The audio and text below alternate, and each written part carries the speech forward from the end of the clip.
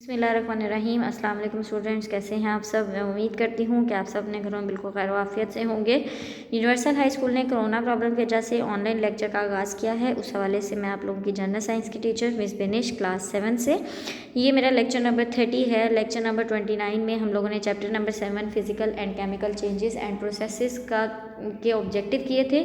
उससे पहले हम लोगों ने पूरा चैप्टर जो है लेक्चर नंबर 28 तक हम लोगों ने पूरा चैप्टर जो है वो कंप्लीट कर लिया था।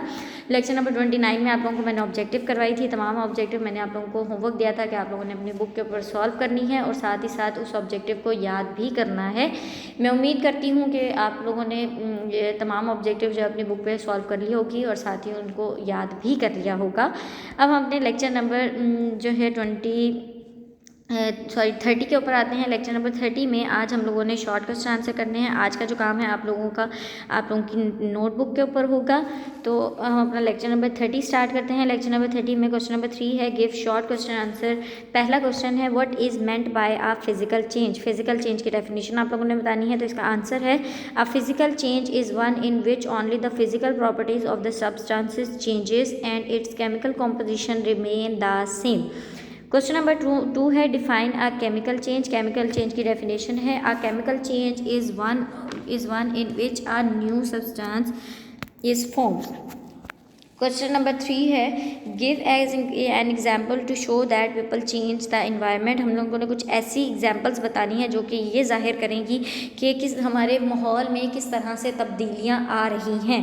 आंसर है इसका when weather condition become very severe people change the environment. For example hot summer. उन्होंने कहा जब हमारे मौसम जो है वो बहुत ज़्यादा उसके हालात जो होते हैं वो बहुत ज़्यादा मुश्किल हो जाते हैं। जैसा कि तो लोगों को अपना इन्वायरमेंट चेंज करना पड़ता है। जैसा कि जब बहुत ज़्यादा गर्मी हो जाती है, जिन एरियाज़ में बहुत ज़्यादा गर्मी हो जाती है तो लोगों को वहाँ से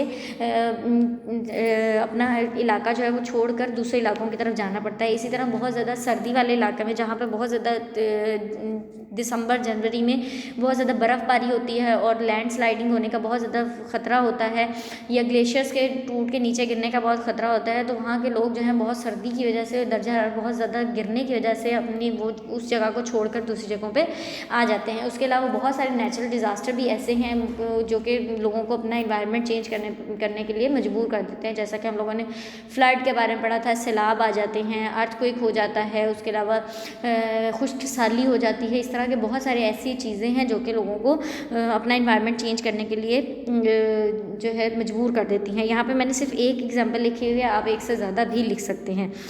क्वेश्चन नंबर 4 है व्हाट इज़ हाइड्रोजनेशन। हाइड्रोजनेशन की आप लोगों ने डेफिनेशन लिखनी है ना। इसका आंसर बनता है addition of hydrogen to the substances is called hydrogenation. ये इसका आंसर है। उसके बाद नेक्स्ट क्वेश्चन है क्वेश्चन नंबर 5 है what is a plastic. Plastic की आप लोगों ने डेफिनेशन लिखनी है। आंसर है a plastic is any material that can be moulded into any form. एक ऐसा मटेरियल जिसको आप किसी भी फॉर्म में चेंज कर सकते हो उसको हम प्लास्टिक कहते हैं। ये जी आप लोगों का लेक्चर नंबर 30 था। उम्मीद करती हूँ कि लेक्चर नंबर 30 आप लोगों को समझ आ गया होगा। इसमें हम लोगों ने 5 शॉर्ट क्वेश्चन आंसर करने हैं। शॉर्ट क्वेश्चन आंसर करने के बाद चैप्टर नंबर 7 जो है हम लोगों का physical and chemical change and process जो है वो हमारा कंप्लीट हो चुका है।